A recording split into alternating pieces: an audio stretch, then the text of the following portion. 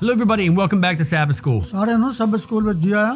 This week, we're on lesson number 4, ਔਰ ਇਸ ਹਫਤੇ ਦਾ ਚੌਥਾ ਨੰਬਰ ਹੈ ਸਾਡਾ ਸਬਕ ਦਾ। and we're continuing our study on God's covenant. ਔਰ ਬਿਲਕੁਲ ਜੋ ਪ੍ਰਭੂ ਨੇ ਇਕਰਾਰ ਕੀਤਾ ਸਾਡੇ ਨਾਲ, ਉਹਦੇ 'ਚ ਲਗਾਤਾਰ ਉਹਨਾਂ ਨੇ ਜੋ ਸਾਡੇ ਨਾਲ ਵਾਅਦਾ ਕੀਤਾ ਹੈ, ਅਹਿਦ ਕੀਤਾ ਹੈ, ਉਹਦੇ ਬਾਰੇ ਸਿੱਖਦੇ ਰਹਾਂਗੇ। So let's jump right in. ਔਰ ਚਲੋ ਚੱਲੀਏ ਛੇਤੀ ਦੇ ਨਾਲ। Okay, so this week, we're primarily looking at names, ਔਰ ਇਸ ਹਫਤੇ ਅਸੀਂ ਕੁਝ ਨਾਵਾਂ ਬਾਰੇ ਜਿਹੜੇ ਆ ਉਹ ਸਿੱਖ ਰਹੇ ਹਾਂ, specifically God's names. ਜਿਹਦੇ ਵਿੱਚ ਪ੍ਰਭੂ ਦੇ ਨਾਂ ਜਿਹੜੇ ਨੇ ਉਹ ਕਿੰਨੇ ਕੁ ਨਾਂ ਨੇ। And I say names because God introduced himself by many different names. ਕਿਉਂਕਿ ਪ੍ਰਭੂ ਨੇ ਵੱਖਰੇ ਵੱਖਰੀ ਜਗ੍ਹਾ ਤੇ ਆਪਣੇ ਵੱਖਰੇ ਵੱਖਰੇ ਨਾਂ ਲੈ ਕੇ ਦੱਸੇ ਉਹਨੇ ਕਿ ਮੇਰੇ ਆ ਨਾਂ ਨੇ। Now, the reason we're discussing names are because they're very important when two people sign contracts. ਔਰ ਇਹ ਨਾਂ ਦਾ ਜਿਹੜਾ ਉਹ ਬੜਾ ਜ਼ਰੂਰੀ ਆ ਜਦੋਂ ਦੋ ਸ਼ਖਸੀਅਤਾਂ ਜਾਂ ਦੋ ਹਸਤੀਆਂ ਇਕਰਾਰਨਾਮਾ ਲਿਖਦੇ ਹੋਣ ਤੇ ਉਹਨਾਂ ਦਾ ਨਾਂ ਜਿਹੜਾ ਬੜਾ ਜ਼ਰੂਰੀ ਆ ਉੱਤੇ ਲਿਖਿਆ ਜਾਣਾ।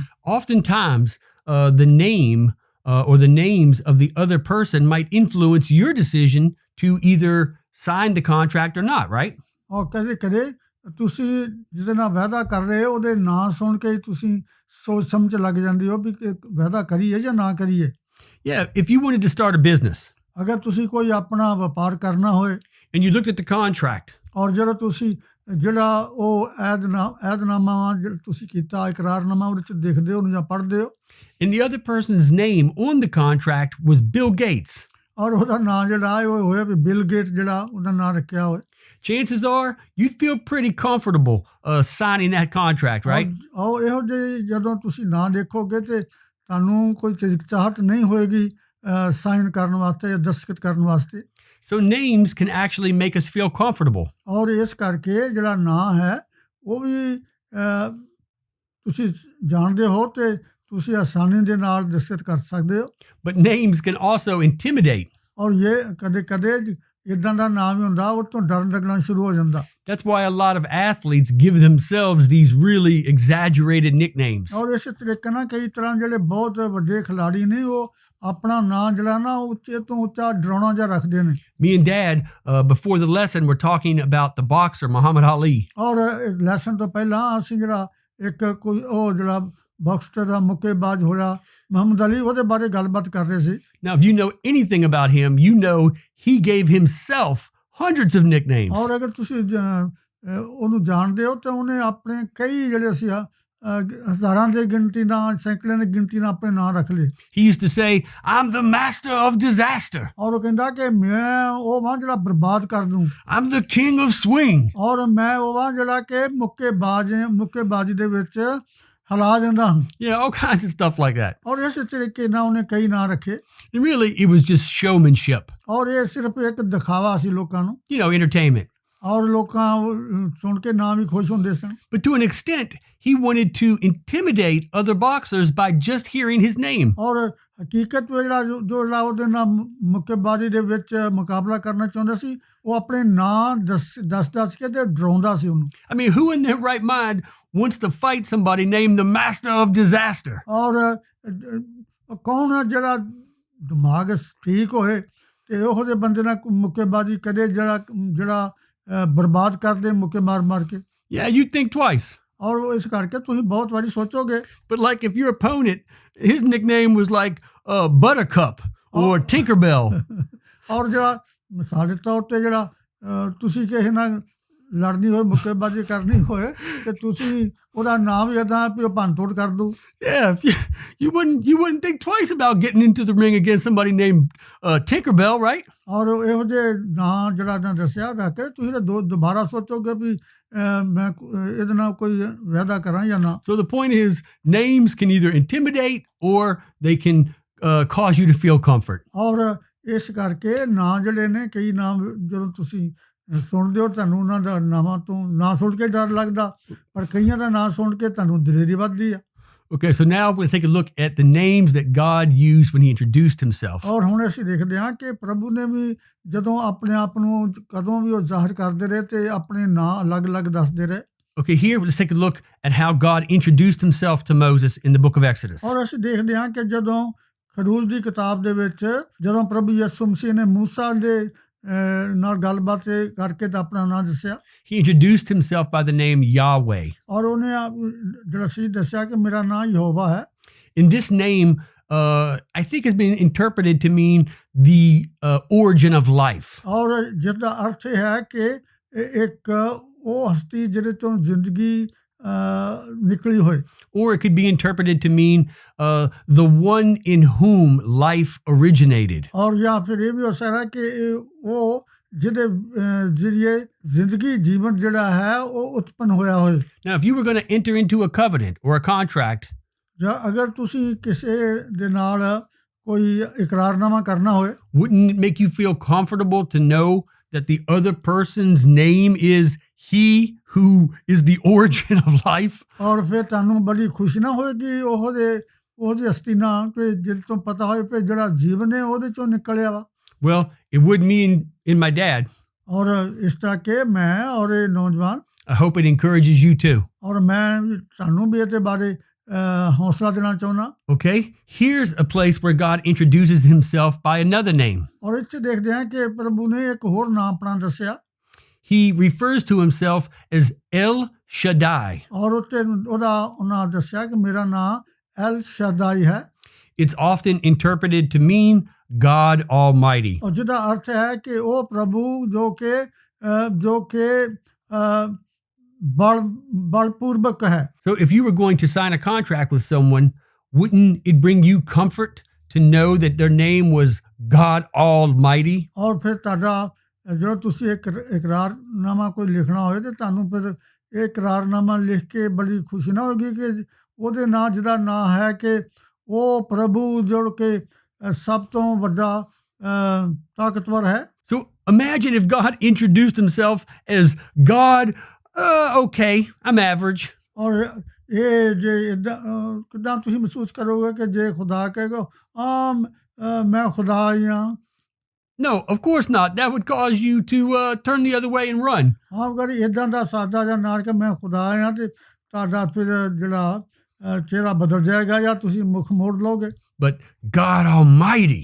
ਔਰ ਜਦੋਂ ਕਿਹਾ ਜਾਏ ਕਿ ਮੈਂ ਉਹ ਪ੍ਰਭੂ ਹਾਂ ਜੋ ਕਿ ਸਭ ਤੋਂ ਜ਼ਿਆਦਾ ਤਾਕਤਵਰ ਹਾਂ I hear that name. You know what? Give me the paper. I'm signing on the dotted line. ਔਰ ਜਦੋਂ ਇਹੋ ਜਿਹਾ ਮੈਂ ਨਾਂ ਸੁਣਾ ਤੇ ਮੈਨੂੰ ਫਿਰ ਮੈਂ ਤੇ ਛੇਤੀ ਨਾਲ ਕਹਾਂਗਾ ਲਿਆਓ ਕਾਗਜ਼ ਲਿਆ ਮੈਂ ਦਸਤਖਤ ਕਰ ਦਿੰਦਾ Okay, so now let's take a look at how God changed other people's names. ਔਰ ਫਿਰ ਅਸੀਂ ਦੇਖਦੇ ਹਾਂ ਕਿ ਪ੍ਰਭੂ ਨੇ ਵੀ ਦਸਤਖਤ ਕਰਨ ਤੋਂ ਪਹਿਲਾਂ ਆਪਣਾ ਐਡ ਕਰਨ ਤੋਂ ਪਹਿਲਾਂ ਕਈਆਂ ਲੋਕਾਂ ਦੇ ਵੀ ਨਾਮ ਬਦਲ ਦਿੱਤੇ God said, when I sign this paperwork with you, I ain't signing it with Abram. ਔਰ ਜਦੋਂ ਉਹਨੇ ਕਿਹਾ ਇੱਕ ਮਨੁੱਖ ਨੂੰ ਕਿ ਮੈਂ ਜਦੋਂ ਐਡ ਕਰਨ ਲੱਗਾ ਤੇ ਮੈਂ ਅਬਰਾਹਮ ਨਾਲ ਨਹੀਂ ਐਡ ਕਰਨ ਲੱਗਾ He said, no. He said, I want to sign this contract with a man named Abraham. ਉਹ ਕਹਿੰਦਾ ਕਿ ਨਹੀਂ ਮੈਂ ਉਸ ਮਨੁੱਖ ਨਾਲ ਵਾਅਦਾ ਕਰੂੰਗਾ ਜਿਹਦਾ ਨਾਮ ਹੋਏਗਾ Abraham And the name Abraham means father of a nation. ਔਰ ਜਿਹਦਾ ਅਰਥ ਇਹ ਹੋਏਗਾ ਕਿ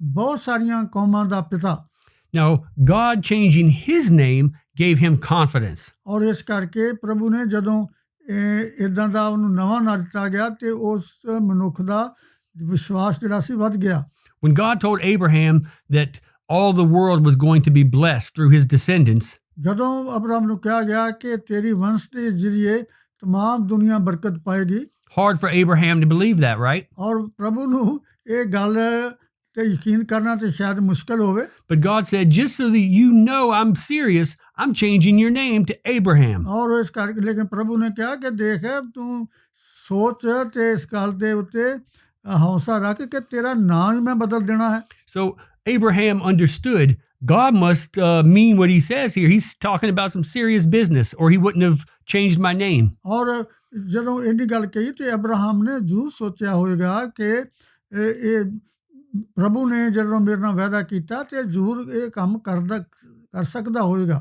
And you see all the other examples there on the slide. ਔਰ ਇਸੇ ਤਰੀਕੇ ਨਾਲ ਤੁਸੀਂ ਹੋਰ ਵੀ ਉਦਾਹਰਨਾਂ ਮਿਲਦੀਆਂ ਨੇ ਤੁਹਾਨੂੰ ਇਸ ਸਲਾਈਡ ਦੇ ਵਿੱਚ When God changes our names, he does it to convince us, to demonstrate to us how serious he is and how he feels. ਜਦੋਂ ਪ੍ਰਭੂ ਮਨੁੱਖਤਾ ਦਾ ਜਾਂ ਸਾਡਾ ਮਨੁੱਖਾਂ ਦਾ ਨਾਮ ਬਦਲ ਦਿੰਦਾ ਹੈ ਪ੍ਰਭੂ ਖਾਸ ਤੌਰ ਤੇ ਜਦੋਂ ਨਾਮ ਬਦਲਦਾ ਹੈ ਤਾਂ ਉਸ ਦਾ ਬਹੁਤ ਸਾਰੇ ਅਰਥ ਨਿਕਲਦੇ ਨੇ So on this slide, we're talking about the process of ratifying the covenant. ਔਰ ਫਿਰ ਅਸੀਂ ਦੇਖਦੇ ਹਾਂ ਕਿ ਵੀ ਇੱਕ ਮਿਸਾਲ ਕਿ ਜਿਹੜਾ ਇਕਰਾਰਨਾਮਾ ਪ੍ਰਭੂ ਨੇ ਕੀਤਾ ਮਨੁੱਖਾਂ ਦੇ ਨਾਲ ਉਹਨੂੰ ਪੂਰਾ ਕਰਨ ਵਾਸਤੇ। We see in these three examples of Genesis 12, ਔਰ ਉਤਪਤੀ ਦੀ ਪੁਸਤਕ ਉਹਦੇ 12ਵੇਂ ਅਧਿਆਇ ਦੇ ਵਿੱਚ ਅਸੀਂ ਦੇਖਦੇ ਹਾਂ 15 and 17. ਔਰ ਫਿਰ ਉਹ 15ਵੇਂ ਵਿੱਚ ਵੀ ਔਰ 17ਵੇਂ ਵਿੱਚ ਵੀ We see the same pattern. ਔਰ ਦੇਖਦੇ ਹਾਂ ਕਿ ਇਹ ਇੱਕੋ ਤਰ੍ਹਾਂ ਦਾ ਨਮੂਨਾ ਚੱਲ ਰਿਹਾ। Yeah, God approaches. ਔਰ ਪ੍ਰਭੂ ਬੰਦੇ ਨੂੰ ਬੁਲਾਉਂਦਾ ਹੈ।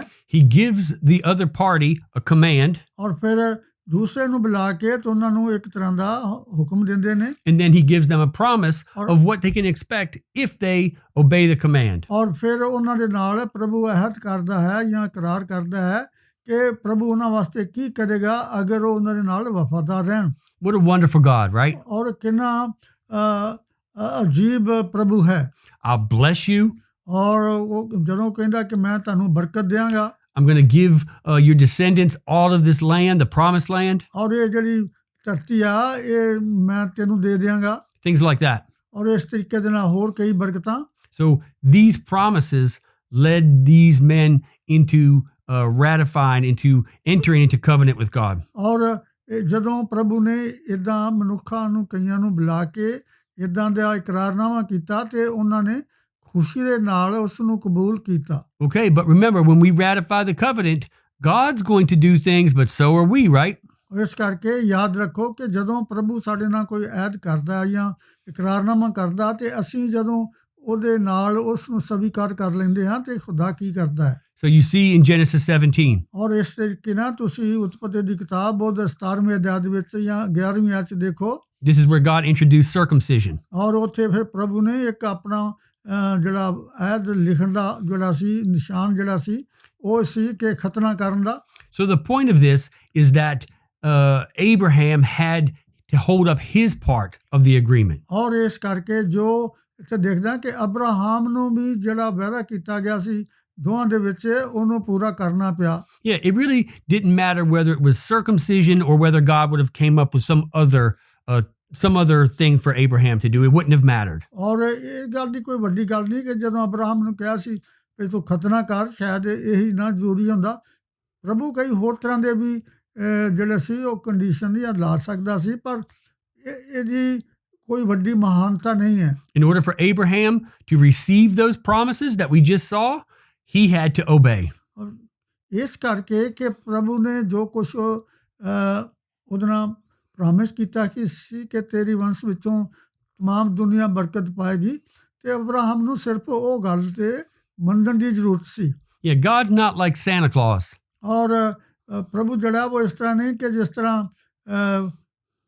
ਵੱਡੇ ਦਿਨ ਦੇ ਉੱਤੇ ਤੇ ਇੱਕ Santa Claus ਜਿਹੜਾ ਗਿਫਟ ਲੈ ਕੇ ਆਉਂਦਾ। Yeah, Santa Claus brings us gifts even though you know good and well we've been bad all year. ਔਰ ਉਹ ਸਾਲ ਦੇ ਵਿੱਚ ਜਦੋਂ ਵੱਡਾ ਦਿਨ ਆਉਂਦਾ ਤੇ ਗਿਫਟ ਲੈ ਆਉਂਦਾ ਉਹਦਾ ਕੋਈ ਮਤਲਬ ਨਹੀਂ ਕਿ ਅਸੀਂ ਚੰਗੇ ਸੀ ਜਾਂ ਮਾੜੇ ਸੀ ਉਹ ਗਿਫਟ ਦੇ ਜਾਂਦਾ। Yeah, but with God, when we enter into covenant, we have to do our part. ਲੇਕਿਨ ਜਦੋਂ ਪ੍ਰਭੂ ਨੇ ਜੋ ਸਾਡੇ ਨਾਲ ਪ੍ਰੋਮਿਸ ਕੀਤਾ ਜਾਂ ਅਹਿਦ ਕੀਤਾ ਤੇ ਉਹਨਾਂ ਗੱਲਾਂ ਨੂੰ ਸਾਨੂੰ ਪੂਰਾ ਕਰਨਾ ਪਏਗਾ ਤਾਂ ਕਿ ਸਾਨੂੰ ਬਰਕਤ ਮਿਲੇ। Look at this quotation in closing. ਔਰ ਆਖਰ ਦੇ ਵਿੱਚ ਜਿਹੜੀ ਤਸਵੀਰ ਹੈ ਇਹਦੇ ਵਿੱਚ ਇਸ ਨੂੰ ਪੜ੍ਹੋ।